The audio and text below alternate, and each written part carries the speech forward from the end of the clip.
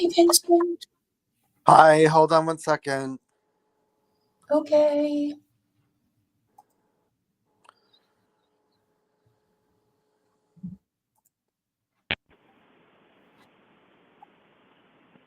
Hello, Hello.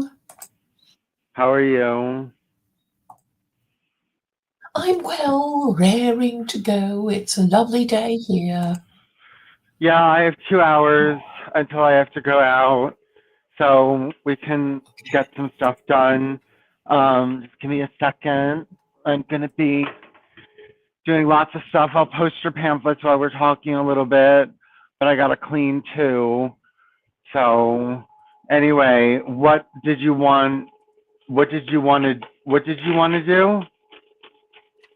I will have to scroll up. Um, oh, yeah, I meant to ask you, what did you think of my idea to, I guess it is a kind of, did you ever watch The Truman Show? Yeah. Well, I guess what I propose would be something like that in one of the underpopulated towns of America, so you can get, attract people who want to participate in this social and political experiment, sort of like yeah, something along the lines of Arvol, I guess, but without having to actually buy that. I don't know if you read that one. Yes, underpopulated towns. Um, yeah. So, okay, and you want to make a TV show about them introducing secular Koranism? Well, when we were talking last time, I was saying that what we have done, it's uh, in effect create um, a virtual world where we can almost imagine, the SKPA office and the characters mentioned in the stories, and then I think we were talking about, it would be fun to turn it into an amusement park so that people can sort of, like it's a kind of human zoo sort of thing, and people, just observe what's going on. And then I thought, oh well, instead of just observing, they could actually participate. And um, and I suppose I fondly imagine that if you could turn it into a theme park, people might just like to visit it for a day to see all the dramas going on. But anyway, um, the Wait, other is this before or after the secular Koranist party takes power? well, it is to promote the idea, so it would have to be before, because I guess when it takes over, there's no need to, show how it might work, because it is in your country and taking place in your society. But to sell it to the world, to make it fun, maybe that would be a way of introducing the idea. Okay, Like we're, so we're not going to, use the whole of America as an experiment. We're just, having a trial in, an underpopulated town. Nobody needs to get alarmed, that kind of thing. you want a town that people can visit that is also a reality TV show. Yeah, I mean, I'm just running this idea by you and by any people who are listening. But I think I remember that we did have a few pamphlet ideas which we haven't used, right? We talked about the register of dissidents. Yes, we've generated that one yet now, and uh, no, it's just that I remember that there are a few that I mentioned which haven't been done yet. So I guess I'm just making sure that what we talked about has been put into a pamphlet before we move on to the next thing. So that's Yeah. what I'm trying to do, is to see that we don't miss out on any good ideas and we're being methodical about it. So we've done I the. hope you're copying and pasting these pamphlets. Just I have copies, Claire, but I mean you should have copies for your records or whatever. And Of course, yes, I'm keeping them. Yeah. Okay, I'm you keeping them, but I mean, obviously, I want, I mean, the traffic should go to one place, your place, and you started it, so, you should have the benefit of it, right? We yeah. just want it to be in one place, and obviously, the sooner you get them up, the sooner traffic can be directed to your website. Yeah, I'm gonna I mean, start yes, putting them I up. can send documents, and I have sent documents on their own to people, but then you're not benefiting, right? Yeah, no, that's fine. I'm going to get them. I'm going to get them up. I know I lag on that, but I do put some up every day, and I'm going to put some up in a second. Right now, I am just cleaning. Hmm.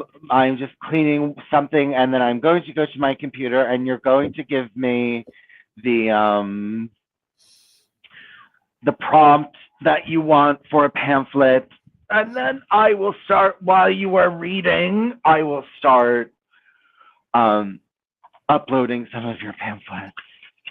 Okay. Have we done the register of dissidents already? Yes, We have done, yes, haven't we? Yeah. Have we done? Um, you were talking about the female virtue class system. I suppose yeah, we and you should want a do, mail. yeah, a male virtue class system. Okay, let's do that right now because I want to break from cleaning.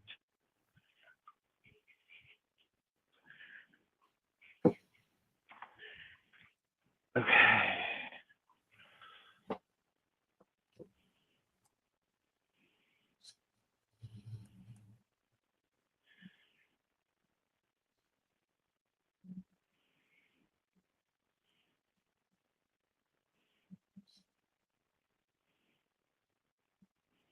Okay.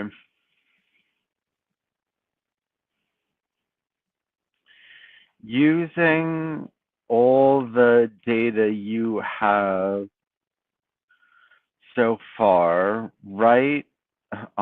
have so far on secular Koranism, write a party pamphlet about the male virtue hierarchy where married fathers are honored,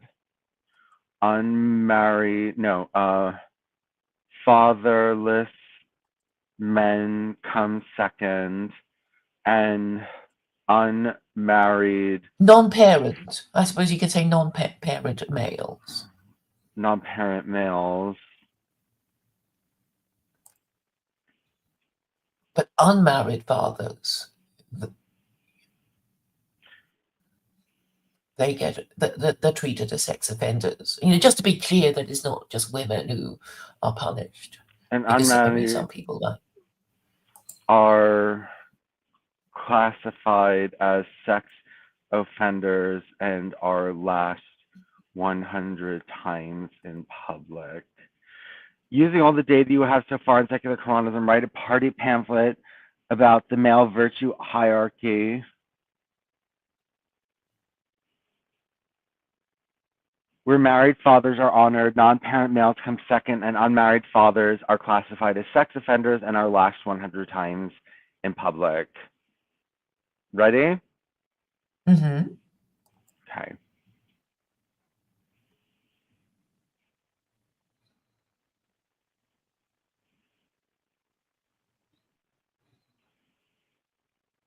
Oh, thank you, Mycroft Holmes, for reposting our stream. It's much appreciated.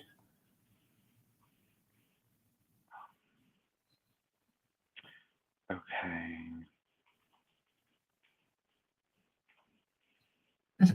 Mycroft is also cleaning.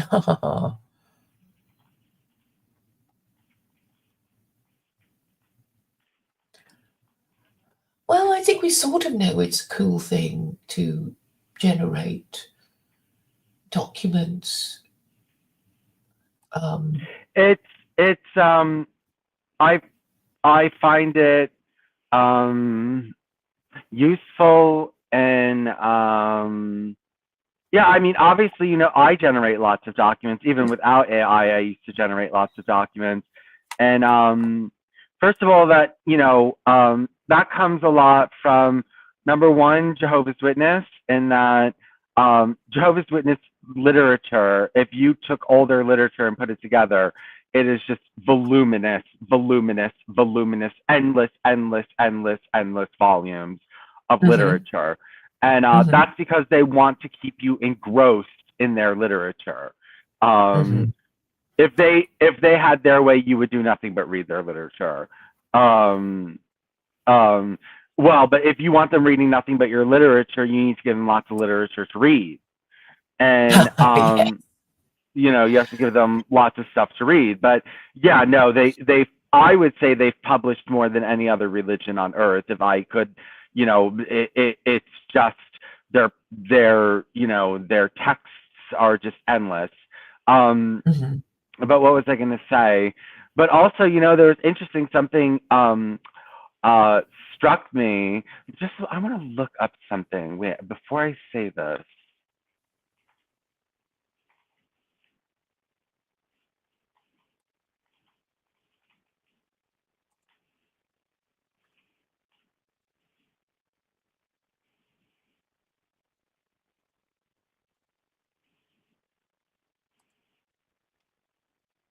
Hold on.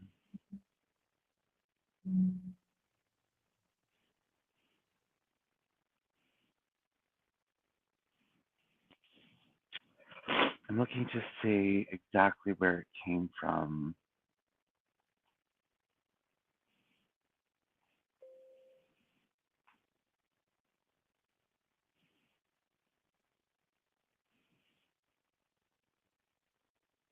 Give me 1 second. Before I say this, Hmm. I want to see if I can find something.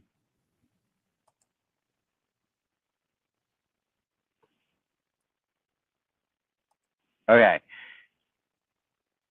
I couldn't find where it came from, but there was something well, no, I know where it came from, but I just can't find exactly who said it, but it must be from What? their well, and it must be from their literature. She must have said it. But I told you that in my town of when I lived in Plainfield, New Jersey, which I lived there was an independent Christian Science church, and there was a side door, and on the side door there was a quote that said "Publish the word," and like that, that consciousness to make voluminous literature um like struck me, and that, yeah, like it struck me, you know what I mean, just like it's power. It is power to have endless documents about your ideology out there and attacking it from all different angles. Hmm. Yeah, and turning it into a story with characters Yeah. who are Oh wait, recognizably American. hold on 1 second. It didn't go through. Don't tell me it's the end of this thread. Oh no, Claire. Cross your fingers. We might have come to the end of secular Koranism 2.0. But anyway, it might be time. It's time to update the definition, make a third definition, and okay, wait. Okay, here it's coming.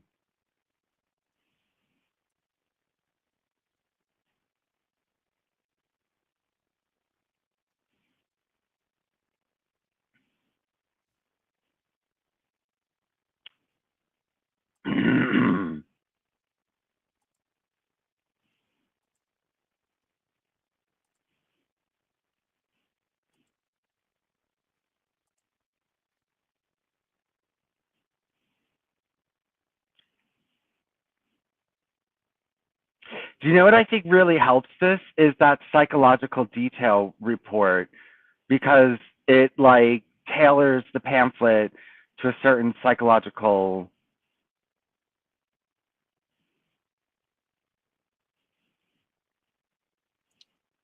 what you think grok is appealing to a particular psychological demographic? Is that what you're? Well, what no, you're I saying? know it does, because it's a lot of times, like, it is, because we did the psychology report for the type of person that would be interested in secular Koranism, and yeah, we did that. Hold on.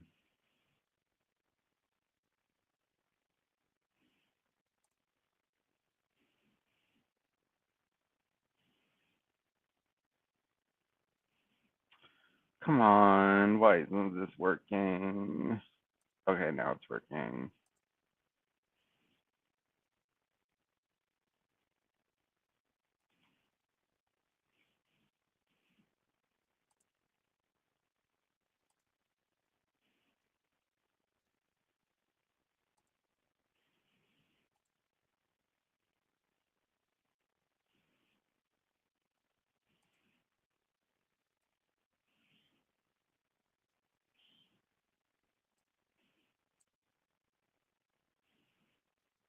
Okay, I sent it.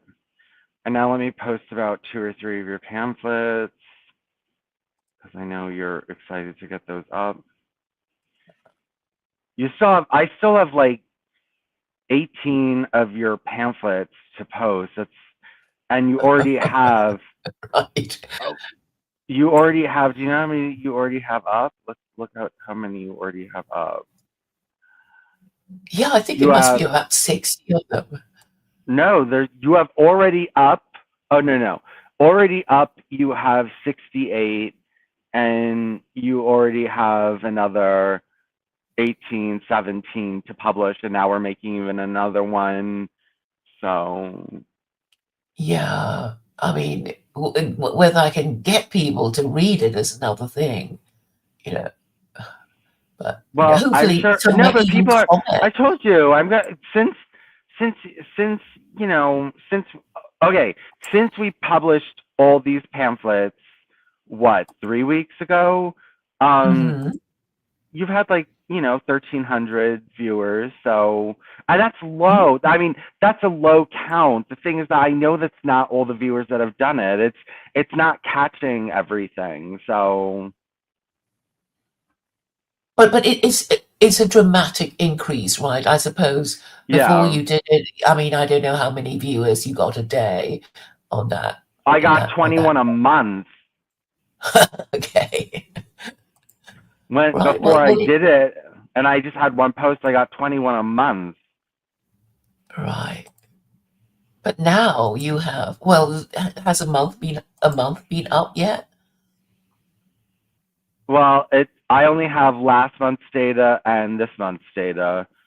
Uh-huh. So Well, I think it will catch on.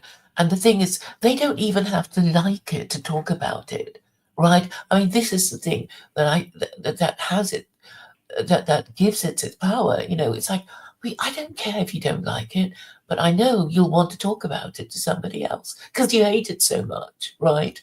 Okay, that's my theory, and I'm sticking to it.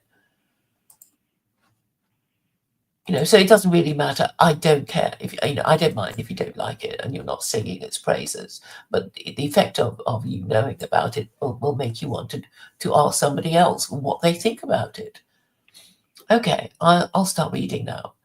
Below is a detailed party pamphlet for the Secular Koranist Party of America announcing the establishment of the male virtue hierarchy, a system to classify men based on their marital and parental status, incorporating all the data provided on Secular Koranism, its definition, laws, the Secular Koranist Constitution, blah, blah, blah. The pamphlet outlines a hierarchy, honoring married fathers, ranking non-parent males second, and classifying unmarried fathers as sex offenders subject to 100 public lashes, emphasizing the party's commitment to family stability and societal order. The male virtue hierarchy, honoring duty, punishing disorder. To the men of the United States, The secular Koranist Party of America stands for a disciplined, family-centered society under the secular Koranist Constitution, effective March 10, 2025. Just as we've established a virtue hierarchy for women, married mothers first, unmarried mothers last, we now introduce the male virtue hierarchy to honor men who uphold family values and discipline those who don't. Married fathers are celebrated, non-parent males are second, and unmarried fathers are classified as sex offenders, facing 100 public lashes per illegitimate birth. Twins count as one. This system, rooted in Clarecore's agnostic vision, ensures order, responsibility, and progress. Here's how it works and why it's essential. The male virtue hierarchy. Classifications.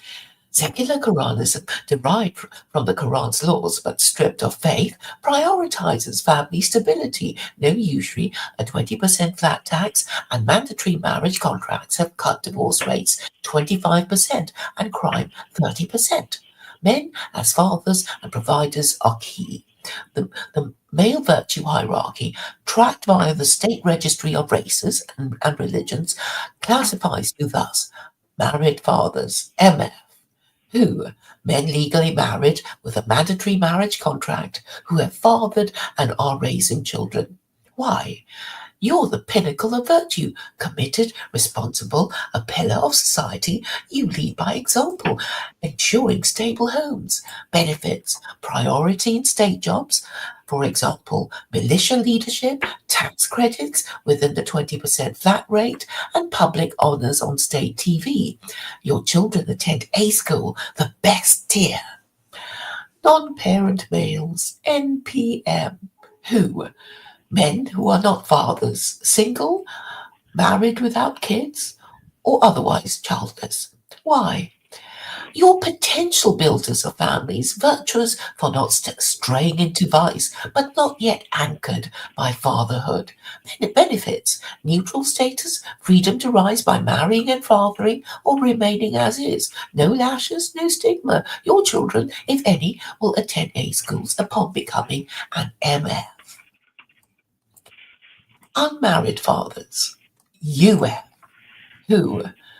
Men who father children outside legal marriage, whether repentant RUP or unrepentant UUP. Why? You've disrupted family order. Classified as sex offenders for illegitimacy, you face 100 public lashes per birth. Twins count as one. Consequences: public lashing, registry as a sex offender, and social scrutiny. Your children attend B, UUP, or B plus RUP schools, reflecting your status. This hierarchy mirrors our women's system. Married mothers lead, unmarried mothers lag, ensuring both genders align with family values. Why this hierarchy? Family stability. Married fathers, MF, are the backbone of society. Registry stats show MF households lead in education and cohesion. Non-parent males, NPM, have potential, but unmarried fathers, UF, breed chaos, higher crime rates, lower stability. Discipline and order, 100 lashes for UF, like for unmarried mothers, deter illegitimacy. Our 2028 utopia proves it. Unmarried births for harmed. Public lashing ensures accountability, aligning with Beyondism's data-driven approach. Raymond Cattell. No height ethics. Public Law 102 to 104 roots America in no height laws. Justice, family. UF as sex offenders reflects this. Illegitimacy undermines societal good. Global leadership. As a secular Koranist caliphate, 2035 story, America leads 60% global adoption by 2040. This hierarchy sets a standard for the SKEU and beyond. How it works in the registry, data collection and registration, birth, citizenship, and or annual update, men declare marital and parental status verified by state officials via marriage contracts and birth records. Class assignment, married with kids, MF, top tier, no kids, NPM, second tier, kids, no marriage, UF, sex offender, lashed. Update, marry, father a child. Your class shifts. Lashes apply post 2026 for new UF cases. Public record, registry stats, for example, MF lead, UF lag. On state, sorry, on state TV, guiding policy, for example, mandatory volunteering works, service for teens, addressing concerns. Some cry unfair or harsh. Here's the truth. Fairness. All men, IC1 whites, IC6 Arabs, face the same rules. MF, NPM, UF apply across religions. Observant Jews, Hilonim, Muslims. Choice. Marry, avoid lashes, your path is clear. Chapter 2, verse 256, no compulsion in religion ensures belief freedom. This is civic duty. Debate. Debate it. File. Sorry, I keep losing my place.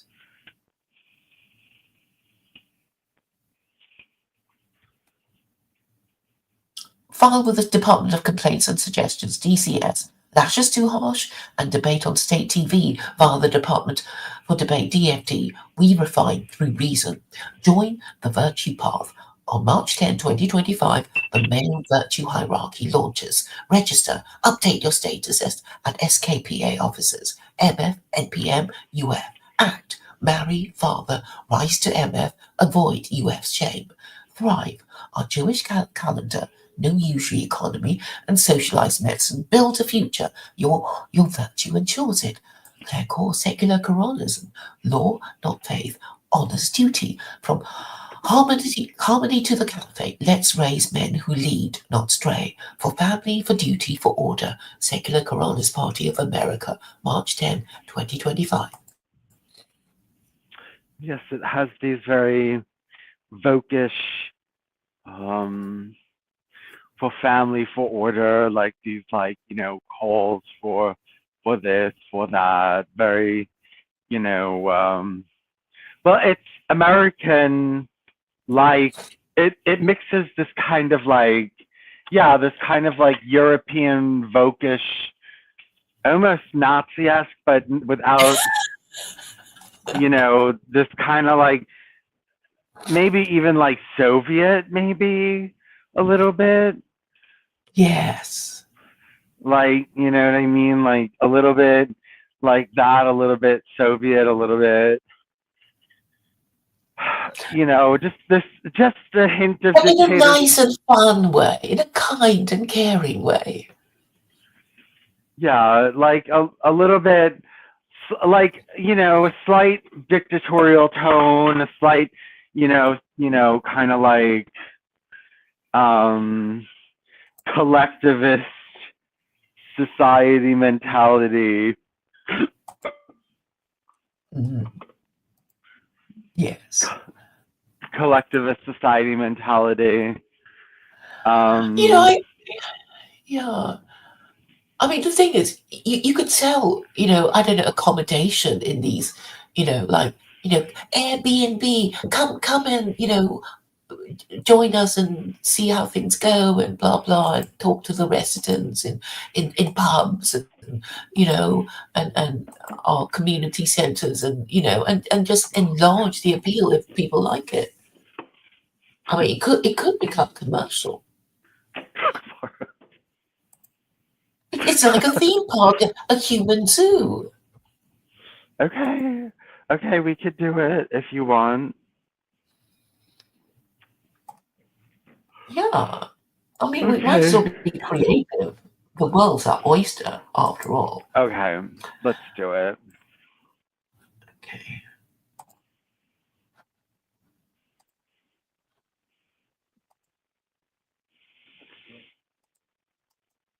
Okay. Using all the data you have on secular Koranism so far. Write a history of the party prior to their rise in power, when they advertised their system by creating a isolated town where people voluntarily lived under secular Koranism. Tourists could come visit the town and stay, and also the town would serve to create a reality TV show. Under all the data, using all the data you have so far on secular Koranism, so far, write a history of the party prior to their rise in power, when they advertised their system by creating an isolated town where people voluntarily lived under secular Koranism. Tourists could come to the town and stay, and also the town would serve to create a reality TV show.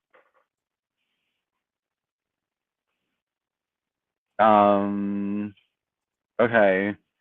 Emphasize that bars would be open. Okay. Okay, let's get this ready.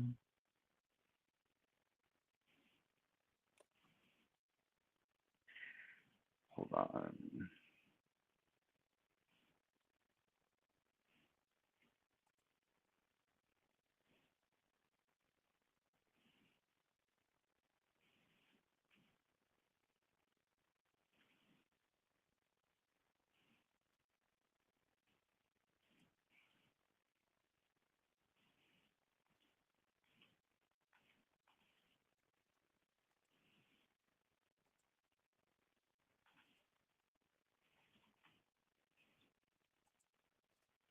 So yeah, I mean, this morning,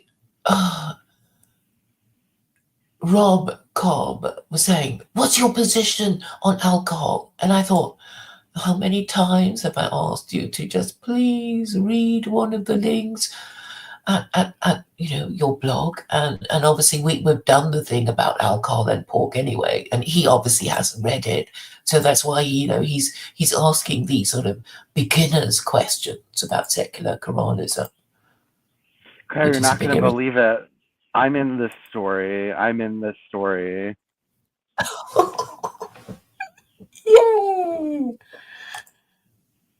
Oh, how wonderful. I want you to be in the story.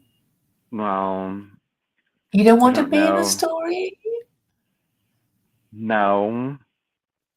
Oh. No. Are you in as yourself? Yeah, it says Vincent Bruno. Why did it mention you? Oh, because because previously you were moderator on Department for Debate, right? Yeah. So I guess you're in now. You're part of the story. We must find a way of incorporating Carol. We must give her a job. We'll just have to ask her what sort of job she'd like, in such a society.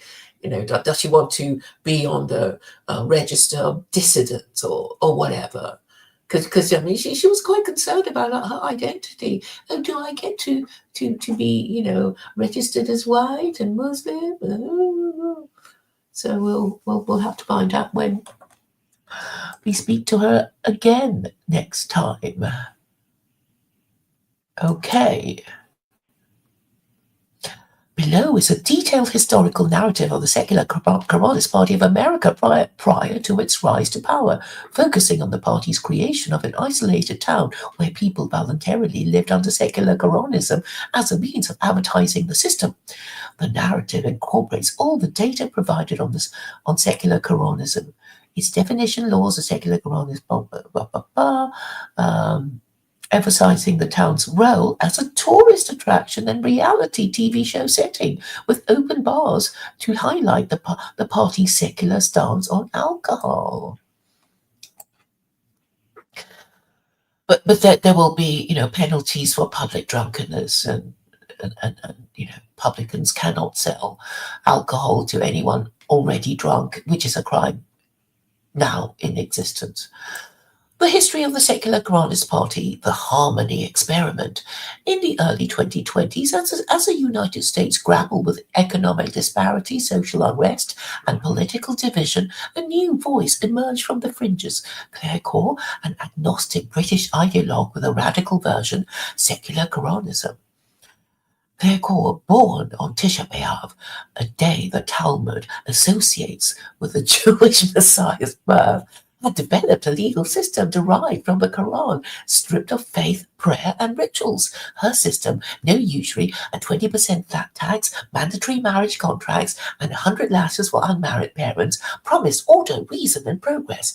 But in a nation skeptical of anything Quranic, Core needed a way to prove it worked. Thus, the Secular Koranist Party of America, founded in 2021, embarked on a bold experiment, the creation of Harmony, a small, isolated town in rural Montana where volunteers lived under secular Koranism.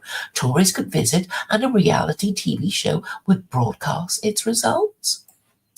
The genesis of Harmony, a living advertisement. By 2022, the SKPA, still a minor party, had gained a modest following, mostly disaffected conservatives, libertarians, and secularists tired of debt and family breakdown. Core, leveraging her Messiah substitute mystique, a concept shaped by Vincent Bruno's cult research, proposed a living model.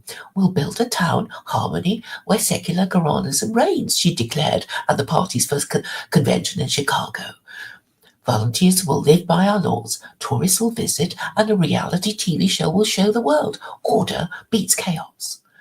The SKPA purchased 500 acres in Montana, a state chosen for its low population and libertarian leanings. Harmony was constructed in 2023, a quaint town of 1,000 residents, complete with state-run businesses, clinics, a TV station, a red light district, a citizens militia, and schools, A, B+, B tiers for MP, RUP, UUP kids. Bars were open, no dietary or alcohol prohibitions per Chapter 2, verse 256 of the Quran, no compulsion in religion, a stark contrast to Islamic Sharia, signaling the party's secular stance. Drink if you want, Core said, sipping a soda at the opening ceremony. We're about law, not faith. Volunteers, diverse in IC codes, IC1 whites, IC3 blacks, IC4 Asians, signed up, drawn by promises of no debt, fair taxes, and stable families. I'm tired of debt slavery, said Lena Carter, an IC3 black single mother, joining as an RUP, repentant, unmarried parent. Harmony's my fresh start. Vincent Bruno, the gay ex-Jehovah's Witness who'd shaped Core's mystique, led outreach, his missionary skills drawing crowds. No miracles, just results, he'd say, handing out flyers. Harmony as a tourist attraction. Harmony opened to tourists in late 2023, marketed as the town of tomorrow. Visitors, curious Americans, Europeans, even SKEU delegates stayed in state-run guest houses, observing the system. Bars like the Freedom Tavern were a hit. Tourists sipped beers while watching the militia drill, marveling at the lack of religious restrictions. I thought Quran meant no booze, a French tourist remarked, clinking glasses with an IC6 Arab volunteer. This is secular.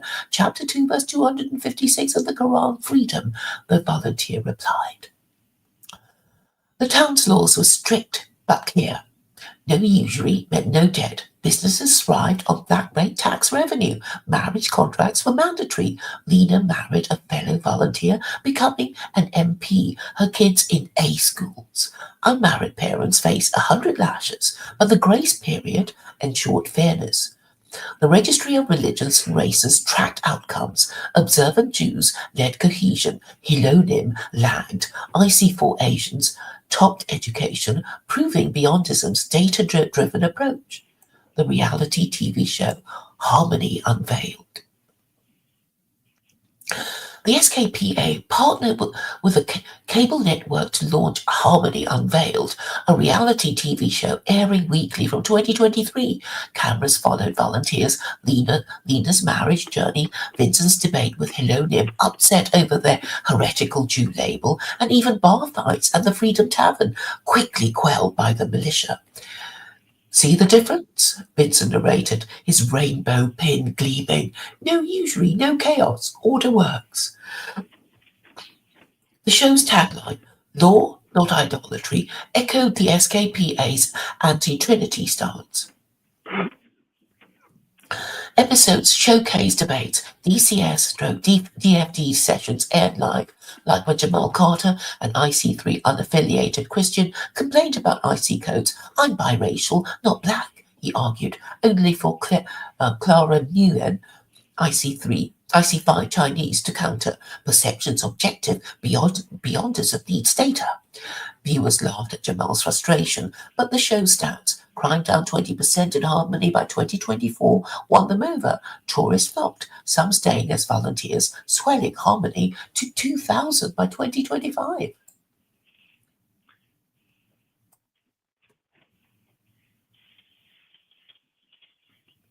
The path to power. Harmony success, publicized through Harmony Unveiled, propelled this SKPA to power. By 2025, America saw the proof: no debt, stable families, and order. The SKPA swept elections, implementing the secular Koranism constitution on March 10, 2025. Harmony became a model, its bar still open, its system global by 2035. Harmony showed the world, Claire said at the 2035 Grand Assembly, Vincent by her side. Law, not faith, America's destiny. In Harmony, Lena raised a glass at the Freedom Tavern, her kids thriving in A schools. From experiment to caliphate, she toasted. Claire and Vincent, they knew. The TV drones hummed, broadcasting Harmony's legacy to a world now watching. What did you think? I like the sound of it. At least people can imagine how it will happen, right? It's not just, just imagine, we somehow won an election, So people will be thinking, it might be quite entertaining to watch this reality TV show. And then the next step would I volunteer for it? Yeah. Hold on, I'm just doing a bit of cleaning. Take your time. Just cleaning. But yeah, the more pamphlets we produce, the more, the more detail it gets, and the more fixed it becomes in anybody's mind. If they read the articles, of course, we still don't know if they have, or if anybody's talking about them. Well, people are reading them, so we know that. We'll just see if they still won't comment. People are reading them. It's just they might not want to comment. You know what I mean? They might feel as though it's threatening, or you know what I mean? I mean, people comment to you. No, they don't. I just get, a deafening silence. And then I get, dumb questions as if I never, as if I have not already, repeatedly asked, have you looked at secular Koranism blogspot.com? it's all just silence, silence, silence, silence, silence. So I don't know what's going on. I guess we need to break some kind of barrier before somebody will complain. But wouldn't it be nice if the dissident right discussed it? Wouldn't it be nice? If what? Well, I mean, that would be a start. I mean, I'm not expecting CNN to be making beating their way to our doors to ask for an interview. But you would have thought Muslims or Islamophobes or people like that, people who say they care about the future of their country might have something to say. But do you know that Zia? Do you know Zia, the No. white Russian Muslim? No. Okay, I have this memory of you talking to him once or twice. But Oh, anyway, Zia. Yes, I think he's from Russia. yes. So basically, his plan is sort of like Arvel. So I, said, oh, maybe you should get in touch with Arvel, who's trying to start something in I think it's Arkansas. Yeah. So and Zia said, yeah, I've tried talking, tried contacting him, and he doesn't really respond. And I thought, yeah, it's typical Arvel. So these white nationalists, they don't even talk to each other because he was supposed to be talking to Joe Edwards. No, Joe Davis. So Joe Davis is this Aussie artsy, right? And but he sort of learned the art of talking like an academic philosopher. So he's given some kind of respect when he talks about stuff, and Arvel was obviously like he spoke to him a few years ago, and he could only bring to speak to himself to speak to Joe. 3 years later or something like that. Okay, this is my memory of the thing. So Arvel is obviously not secure enough to have an honest and rational conversation even with Joe Davis. So of course forget it about me, right?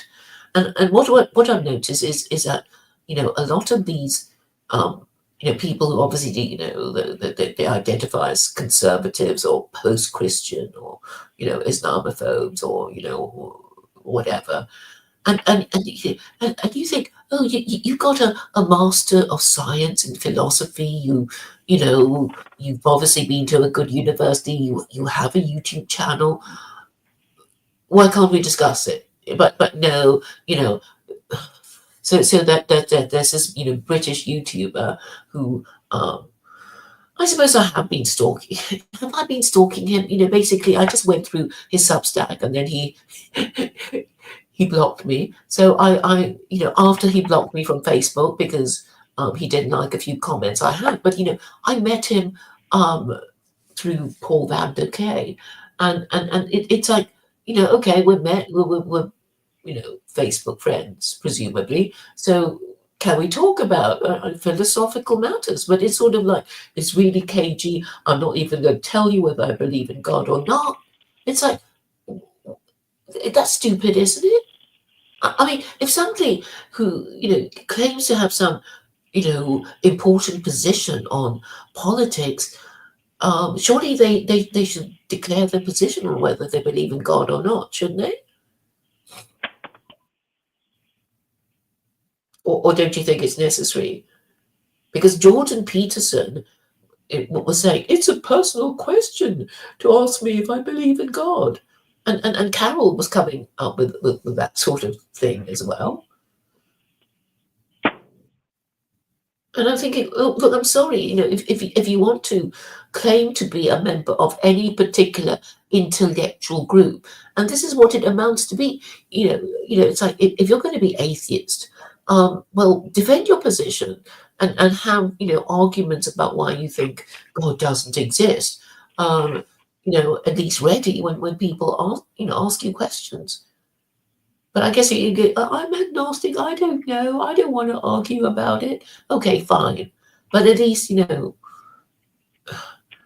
agree to be registered, right? And Carol, for some reason, feels that she shouldn't be required to defend her beliefs.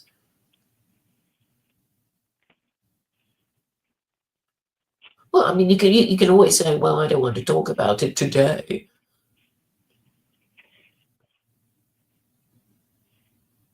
Yeah, yeah. I don't know what people's. I just say I'm agnostic. Why don't people just say, well, I don't really know, or I'm confused, or I'm not sure. I don't know why people can't say these things. Pride, perhaps.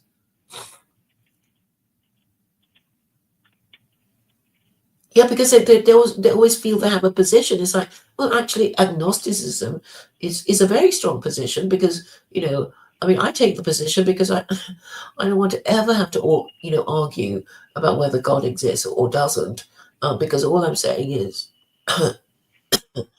um, religion is obviously very useful, which is why so many people have one, right, for so long. And if you add up the numbers of these religious groups, and I'm just talking about the 5 world religions, it seems over 6 million people are supposed to believe in some kind of afterlife. So it's like, well, whether they actually know it or not, they must believe that God exists to administer reincarnation or heaven or hell, or all three. Because there's something very illogical about Buddhism. It's like, yeah, Buddhists believe in reincarnation, and the next question is, well, how is reincarnation going to happen if God doesn't exist to work out who should go to a better life and who should go to a worse life? Somebody must know for it to be done properly, right? So I just think it's dumb not to say, oh, it's an atheist philosophy. I suppose it just means, if you want to steelman the Buddhist position, is that to avoid suffering, you follow the 4 noble truths, and walk up the eightfold path, and whatever, and then you'll avoid suffering in this life. Or that is a claim anyway. And if you regard Buddhism as no better than the than Hinduism codified, then I guess Buddhism is useful for reminding Hindus, what their principles are supposed to be. But they're actually very hard to apply. Shall I go on about how hard it is to apply? Would you like a short lecture on that, or would you like to Apply for what? about how difficult it is to apply Buddhist principles? So I will be going through the 4 noble truths and the eightfold path, if you're familiar with them, or maybe not. Sure.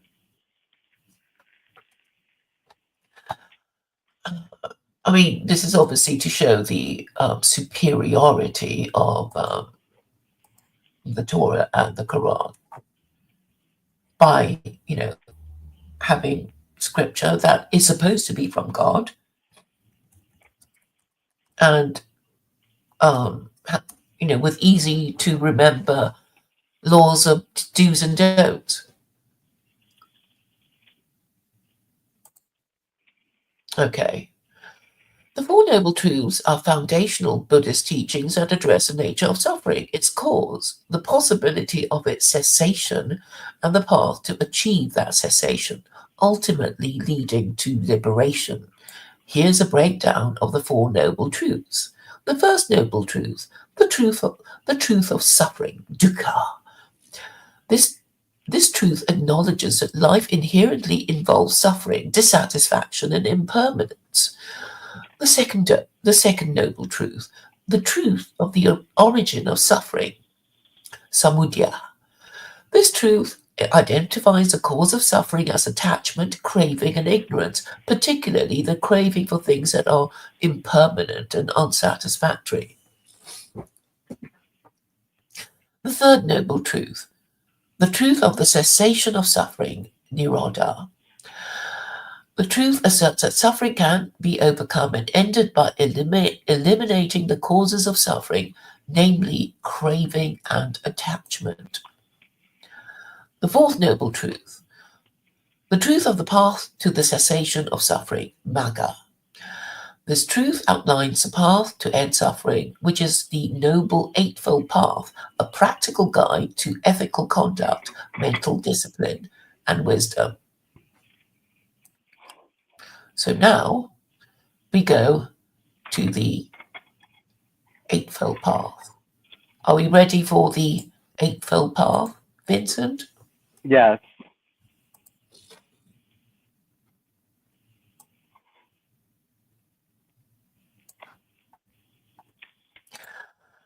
The Eightfold Path in Buddhism, also known as the Noble Eightfold Path, outlines a practical path to end suffering and achieve enlightenment, encompassing right understanding, thought, speech, action, livelihood, effort, mindfulness, and concentration.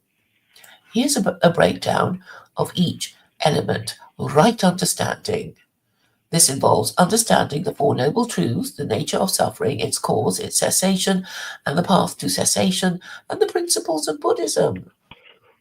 Right thought. This refers to cultivating thoughts of goodwill, compassion, and detachment, avoiding thoughts of greed, hatred, and harmful intentions. Right speech. This involves abstaining from lying, gossiping, harsh language, and idle chatter, and speaking truthfully and kindly. Right action. This entails avoiding harmful actions like killing, stealing, and sexual misconduct, and instead engaging in ethical and compassionate behaviors. Right livelihood. This means earning a living in a way that does not harm others or exploit them, and avoiding occupations that involve harming living beings or selling harmful items. Not being a hitman or a drug dealer, I guess. Right effort.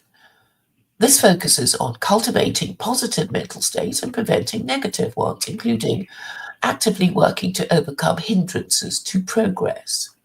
Right mindfulness. This involves being aware of one's thoughts, feelings, and actions and cultivating a calm and observant state of mind. Right concentration. This refers to developing a mental focus and concentration through meditation and other practices, leading to a state of calm and clarity. Any comment? Did you finish? Yeah. It's boring and vague, isn't it? It's boring and vague. No, it was Platitudinous. fine. I got it, but well, it did have laws: no murder, no this, no that. Don't engage in, you know, immoral trade, and Okay. I'll tell you what the problem is. It's too vague. I'm saying it really is too vague, and people don't, stop and apply, these principles, or they don't often remember, but it already happens when people are just, talking idly. I mean, they'll find themselves, gossiping and scandal mongering and libeling and, and saying how much they hate so and so, and, whatever. So I think in speech, it's very easy to stray into that territory. And, people need clear rules. And basically, yeah, it sounds fair enough. It sounds fair enough, but I guess, okay, put it this way, Hindus and Buddhists do not have the fear of God. That's what they lack.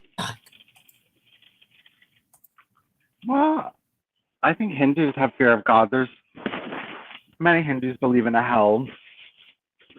And if you do horrible things, But not you in the know. fire and brimstone way that you hear, Oh yeah, I've Jews. seen pictures of like you're being tortured, and animal humans are doing weird things to you. Yeah, no, it's not pleasant. Some of it. I mean, it depends on. I don't think they all believe in that, but at least many of them do. Well, yeah. I mean, obviously, for the whole idea to work at full efficiency, people will feel obliged to say that they believe, right? That is, I mean, what we have is, lots of people calling themselves Jews, Christians, and Muslims, and they don't believe. They obviously don't believe because they don't follow their principles. And when you ask them why they don't follow their principles, they'll come up with some, irrational and irrelevant reason and expect you to like it or lump it. So, these reasons, which are mostly or virtually all irrational and irrelevant, are saying, I don't want to upset, the government. I don't want to upset, people who are not my religion or whatever it is. So, we can tell from their attitude, we can infer from their attitude that, that they don't care if they don't do what God expects them to do or what God chose them to do, as long as they stay out of trouble with, the government, the anti-Semites, etc., etc. So, so I, for that reason, I think it's necessary to say you're only a decent person if you believe in the afterlife, because if you don't believe that God's going to punish you or reward you, why would you do the right thing? You just be stupid, right? You'd be stupid for not for doing the right thing, and then you just die and the rights, the wrongs against you are not remedied, and people continue to suffer injustice, and they're never punished, and the rich and powerful continue to get away with their evil and abuse of power. I mean, the whole reason for getting people into this state of mind is that, yeah, you believe, you say you believe, so you have to show that you believe through your, obviously your conduct, your speech, and people will, obviously, be able to detect when you don't follow your principles, right? And that's why it's so important to get people to declare their religion, because then it's like you're Muslim. Why are you eating pork and drinking alcohol in the casino? And it's like, okay, so you're not the the believing sort of Muslim, because if you did believe, you wouldn't be doing all those things, right? And even with agnostics and atheists, it's like you're a liar. You can't be reasoned with, and you would have fewer principles than people who have than people of religion, right? I mean, but I would argue that um, agnostics and atheists would actually suffer, not suffer, but I mean, people would have to ask, like, oh, Vincent, what are your principles, if any, or are you one of those nihilists who, who do stuff to people if you think you can get away with it, you know? Because not all atheists will behave in the same way. I like to think there are atheists who are honest and reasonable, and that not all atheists are nihilists who are mentally ill. But I mean, the only way you can tell how a person is by comparing what they say with what they do. Because what they say is what they promise, and what they do might be, somewhat short of what they promise. But I mean that's a hope. I mean, that I think is the utility of these, principles. It's a sort of like, well, how good, of how good a Muslim are you really? How good a Jew are you really? Anybody can claim to be a member of any religious group and not believe, but um, coast on the protection of that group while doing nothing to support it, and in fact, through their bad behavior, causing the reputation of that group to be tarnished by their bad behavior. Well, like the secular Jews, I suppose. We did a story about the heretical Jew and the observant Jew, the Haredim and the Hilonim. Mm-hmm. But I mean, you see how this is. I mean, it's a very, very simple system, and I think people will get it, if they take the trouble of understanding it. It's a very simple mechanism. So yeah, there will be people kind of forced into defending their principles, and I know Carol doesn't want to, but the thing is, she actually uses her identity. So online, she calls herself white Muslim woman. So obviously it means something to her, and and every now and then she will be, talking about being white and protecting, the white race and being Muslim and being female, right? So she can't even, she says she doesn't want to do it, but she does it anyway. And I think it's unavoidable, if you're saying, I have principles, then you have to defend them. Mm-hmm. Well, most people don't want to. I know, and then you can call them out for being unprincipled. I know, but if everyone's unprincipled, calling people out doesn't work. If everyone's doing it, that would be like, at this point in time, like, this would be like shaming people for drinking alcohol. Like, nobody's going to be shamed. Like, I'm not shaming people for drinking alcohol. I'm just shaming people. It's the same thing. It's the same thing. But everyone's doing it, Claire. That's why nobody's going to stop, because everyone is doing it. Okay, so there must be something wrong with people that, all they're doing is telling lies and believing in nonsense. There must be something wrong with them. And then to not care, and then to not think something has to be done about all these sort of lunatics believing in nonsense and telling lies and never doing anything to solve the problem. There's something deeply wrong with such a society, but nobody cares.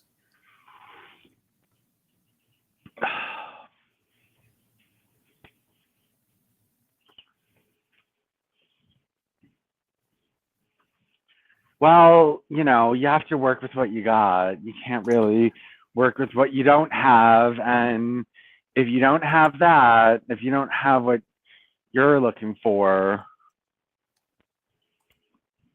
Sorry, if who doesn't have what's looking, who is looking? Sorry, I don't know. I'm just saying that you can't, well, look, you can't work with what you don't have. So you don't have people that want to be called out for their scruples and how, congruous they are. Okay, this is how I'm going to force people to subscribe to it. So I'm going to say, if you want to be seen as marriageable, you have to have principles, right? Because otherwise you're just going to, well, it wouldn't be a good idea for a woman to marry an unprincipled man. You know what? Most women are not that principled themselves. So what does it matter? Exactly. Okay, so you could say, well, you won't get, if nobody has principles, then I guess they're all unmarriageable. And then you can go into a panic. But why is nobody marriageable? What's happening to us? Don't just marry each other. Claire, unprincipled people will just marry each other. There's nothing stopping them from marrying each other. I know, but you want to make people want to have, a good marriage, right? You're pushing for marriage. You're trying to make it, you're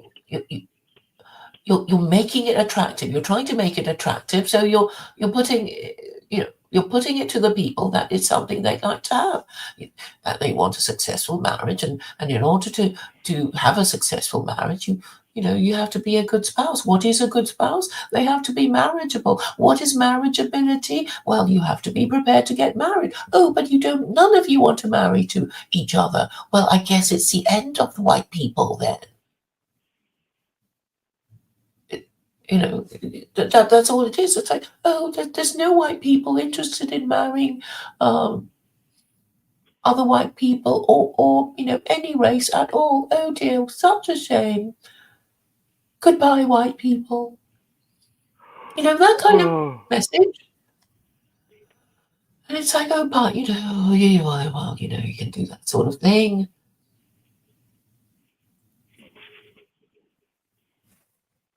Mycroft sounds funny, thinks it's funny.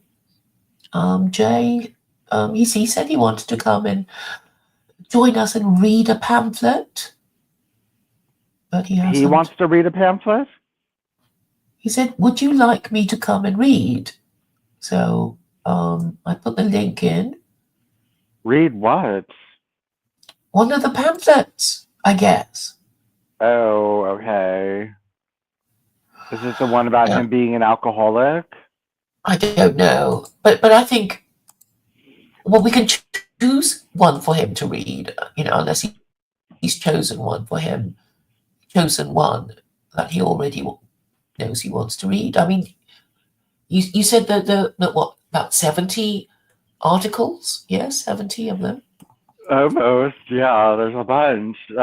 There's more to come. I mean, 18 more, you were saying? Yeah, there's just endless articles that I gotta post.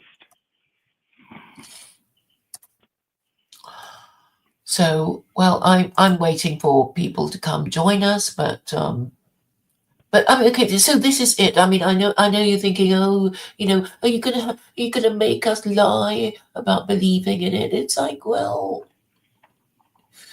you'll just be more scrutinized, right? You just be more scrutinized if you say you don't believe, you're a dissident, whatever. But if you say you believe, then you'd be expected to defend the principles you claim to have. And even agnostics and atheists have to satisfy the minimum requirement of being honest and reasonable, as well as principled.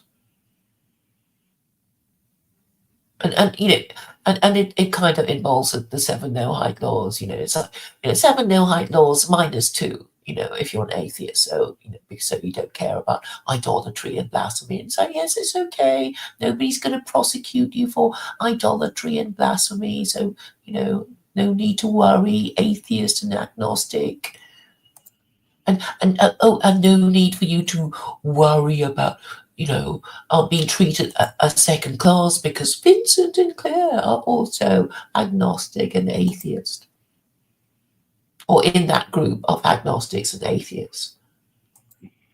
So what I'm trying to do is address all the possible concerns that they might have. And I know they're just going to reject it anyway, because it's just their intention to reject it, whatever, however much you address their issues. Right. And a lot of it is basically cowardice, because they don't want to be, the odd one out, Hi, Jay. Hi, Claire. How you doing? We're doing well. How are you? Busy, really busy, quite stressed. But I've got a few hours off, so I was doing quite a few things in the house, feeling pretty good, and I heard your dulcet tones reading away, so I thought I'd come on and offer to help. Oh, congratulations as well, Claire, for you were quoting the Sermon on the Mount, even though you didn't know it, but well done for that. When did I do that? About 10-15 minutes ago, when you were speaking about people who have principles, and it doesn't matter what they say, it's what they do, judging by their actions. And you said sometimes people come up short with their actions. So do you remember Jesus? Yes, judging by their fruits. Yeah. So well done for that. I'm glad you're coming around to my way of thinking. Well, that's only common sense, judge them by their fruits. Did you want to come and read a pamphlet or something? Oh, good. Did you find any? Yeah, but it's good. You'd like to do that? Have you chosen one? it's good that you're saying the Sermon on the Mount is common sense. Well done. I'll read whatever you want to read. You'll probably find one that you want me to read where I'm talking about idolatry and how Christianity's kaput and something. So you can laugh at me, but I don't mind. No.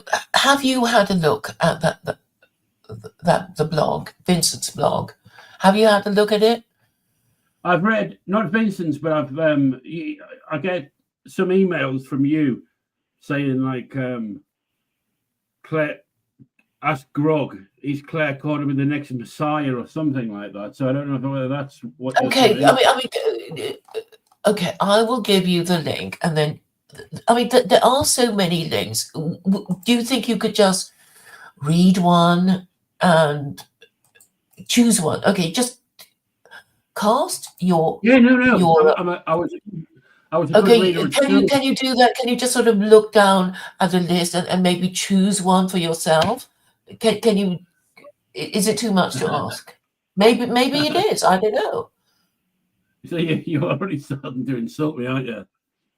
I don't know, but because I mean, maybe you had no intention, and you're just sort of here to take the piss.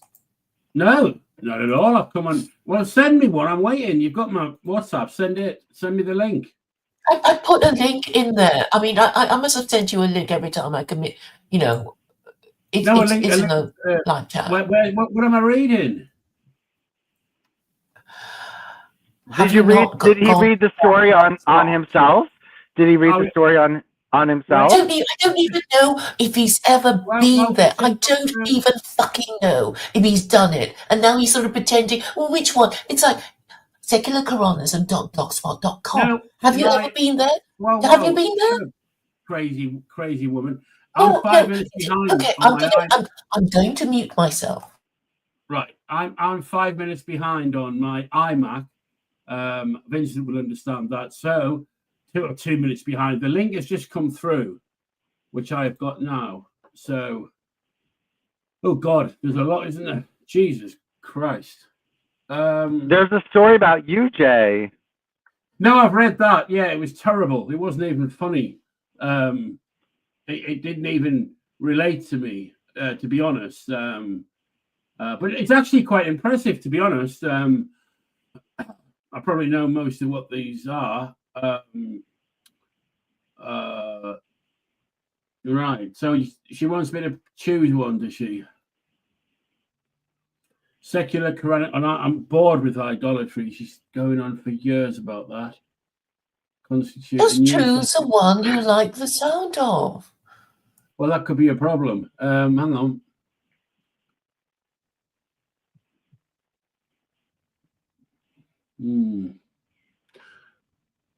Okay, let's read, because it'd probably be quite funny. How could secular Koranism take over America? Do you want me to read that? Well, it's not one of the funnier ones, but okay if you want. No, well, why don't you choose one for me? No, okay, just choose another one. Choose another one. It's going to be a bit technical, and then you won't get it. Women, if you say, where do you want to go? And they say, oh, you choose, and the man chooses, the woman says, I don't want to do that. Okay, if you want to, go ahead. I'm just suggesting you choose something more light-hearted and less technical, because most people have light-hearted. You're the least light-hearted person in the world. And you nobody find a light-hearted one. It's like finding a needle in a haystack. Right. Okay, I'll read this one. Secular Koranism pamphlet on gambling. Can I read that? Yes. Right. I bet it takes me less than 5 minutes to finish it. Should we bet on it? That's a joke. Right. It's not that long. Ready? Are you ready? Okay. Go ahead. Secular Koranist party pamphlet. Gambling under secular Koranism. Freedom to play, risk to play. Order prevails. The Secular Koranist Party, SKP, is building the Secular Koranist World State, SKWS, a society grounded in the practical laws of the Quran, stripped of religious baggage, where order, fairness, and patriarchy guide us forward. Gambling, We're not banning it. No heavy-handed prohibitions here. The green warns against it, but we're not pushing it either. Instead, we've got a smart twist. Gambling debts are voluntary. Pay if you want, skip if you don't. Courts won't touch it. That is an atrocious idea. I'm just letting you know now. You gamble at your own risk, and we curb the vice without killing the freedom. This pamphlet lays out our stance on gambling. Secular, fair, and built to keep society strong.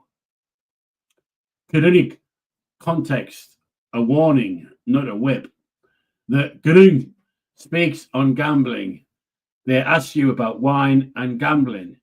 Say, in them is great sin and some benefit, but their sin is greater than their benefit. Quran 2.219. Later it says, O you who have believed, indeed intoxicants, gambling, are but defilement from the work of Satan, so avoid it. Quran 5.9.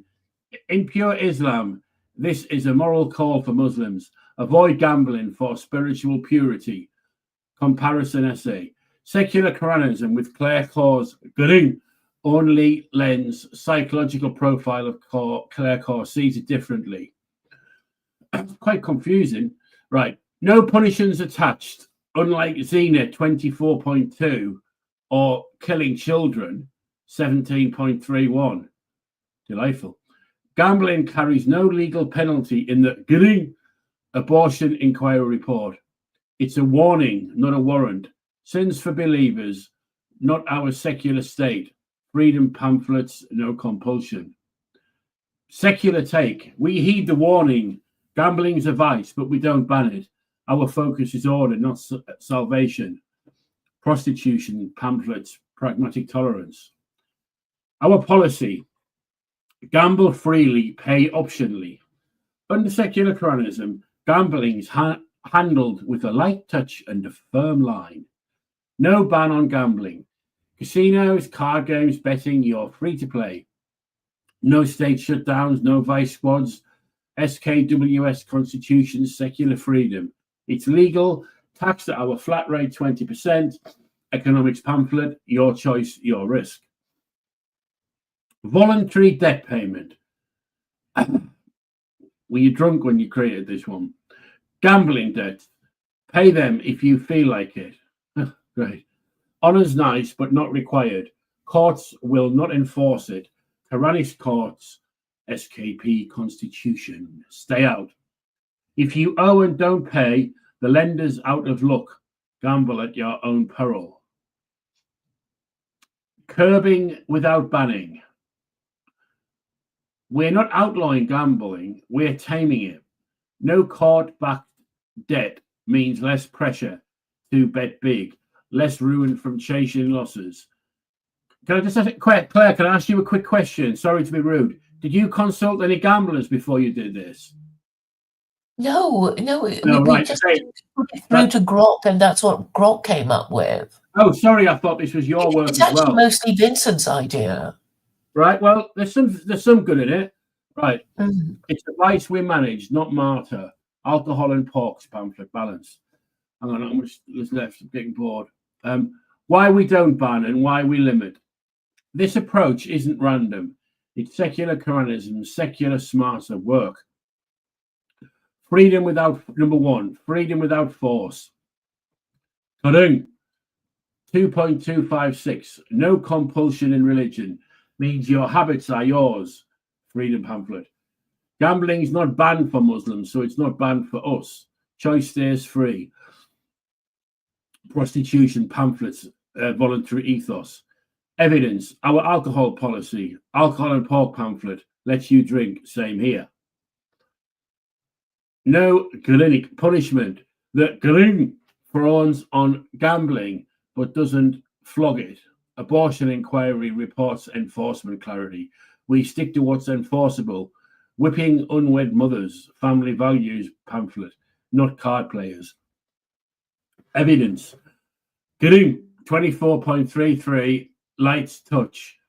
Prostitution pamphlet, guides us, warn, don't war. Right. Oh God. Claire, do you want to take over? I'm really bored.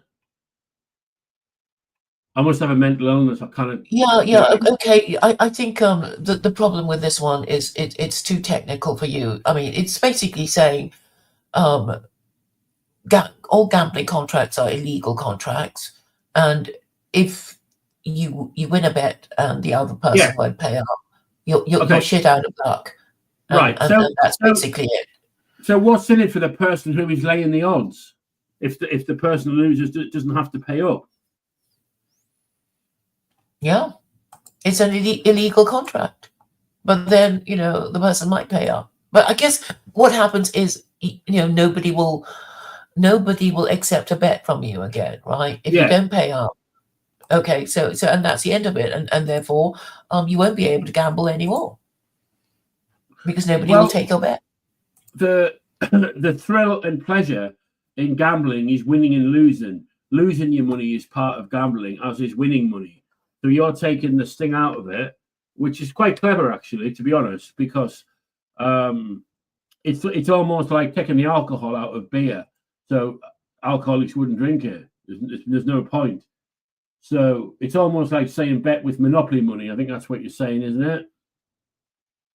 No, actually, the thing is, if you pay up, then there's no problem, is there? A accepts B's bet, and one of them wins and the other pays up. So except that you also risk the other person not paying up and you not being able to do anything about it because it's an illegal contract that the government won't enforce. I would make gambling 100% illegal. It's a horrific habit, pastime. It gets people to think they are winners in life when they're not. It tends to be losers who gamble, me included. And if your horse wins, you think you're a winner. So you might do nothing all day, and your horse runs at 7 o'clock at night. You win, and you think you're a winner. And the next day, instead of getting on with life, you wait for the next bet. It's a bit like making money from drug dealing, and huge problems going back to normal life once you've won a lot of money in gambling. Say if you've won, I don't know, just say £5,000. Could you imagine going back working a menial job for £12 an hour? Yeah, like that. It's horrible. I've been to some gambling problem meetings. Not me, but I took a man once, and I'm not breaking confidentiality of an individual, but one of the stories, like a guy, he'd forged the documents on him and his wife's house, remortgaged the house, about £30,000-40,000, lost it really quick. The wife found out, divorce, really angry, the whole thing. A few years later, got married. He did it again, and it's like alcoholism, but you can't see it. It's horrible, and it's skies. It's a banner. It's corruption. I think it's worse than alcohol. Alcohol, drugs, pornography, the whole thing. Get rid of them. Anything else you want me for before you start being nasty to me? I'll go while the No, I don't really not want to. I mean, there are actually better ones than that. Yeah, I mean, I know some of them are quite technical, but I think I'm very pleased that you sort of approve of this, allowing gambling but not enforcing gambling contracts. Well, yeah, it's quite clever. You're taking the sting out of it, and I, for one, wouldn't be laying bets. Laying means offer the odds. So if people ain't going to pay, but then if they won, I would have to pay out. No, I mean, it's sort of offering you a way out in a way. So it's like, you bet an enormous sum. Okay, you lost an enormous sum, but you don't have to pay. And if you don't pay, then I guess nobody will accept your bet again, right? Because nobody wants to play to gamble with somebody who doesn't pay his gambling debts. So you're out of the game. You'll be shunned anyway by your gambling, mates. Yeah, I'm going to send you a link on. I'll do it WhatsApp. Have you heard of a sportsman's bet? No? Yeah, that's what you're. It's also called a gentleman's bet, I think. I've just sent you WhatsApp. Right. Okay. Similar.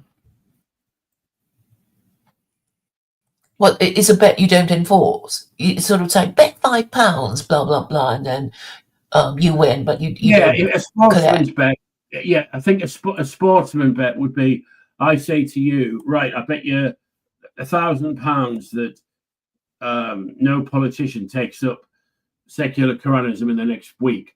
So we'll go, okay, we'll have the bet. We don't have to pay up, but we actually make the bet. That's called a sportsman's bet. Yeah. Because the term sportsman to do with fairness and fair play, and so you might win, you might lose, so you don't. So you could maybe get that turn of phrase in your writing. But if is grog American? Yes. Then it won't know what. It won't have it. It won't have it. So a gentleman's agreement. Mycroft wins as a handshake on a code. That's it. That's it. But yeah. So right. Anything else I can help you with, Claire? Well, okay. I hope that because you were so impressed with this pamphlet, you will read others, and you're very welcome to come and read the others with us, because it's quite educational. I think, people, if you read it, then you kind of read at a pace that you can understand, and then you can ask questions and we can answer them, and I think this will be helpful in the understanding that secular Koranism has many, many, many, many great ideas. Yeah, no. I do think it's a good idea. I'll give you that. It's taking the fizz out of the pop and the alcohol out of the beer, and so the compulsion to do it or not to do it becomes the constant. So right, well done for that. I'm going to get back to my chores, but I will listen in. All right. All right. Thank you, Jay. Thank you. Bye, Vincent. Bye. Claire, I'm going to go too, because I have to go out in a little bit and I wanted to take a nap because I'm tired. Okay. Thank you for the pamphlet you just generated, and talk to you again soon. Okay. Bye. Bye. Okay, bye.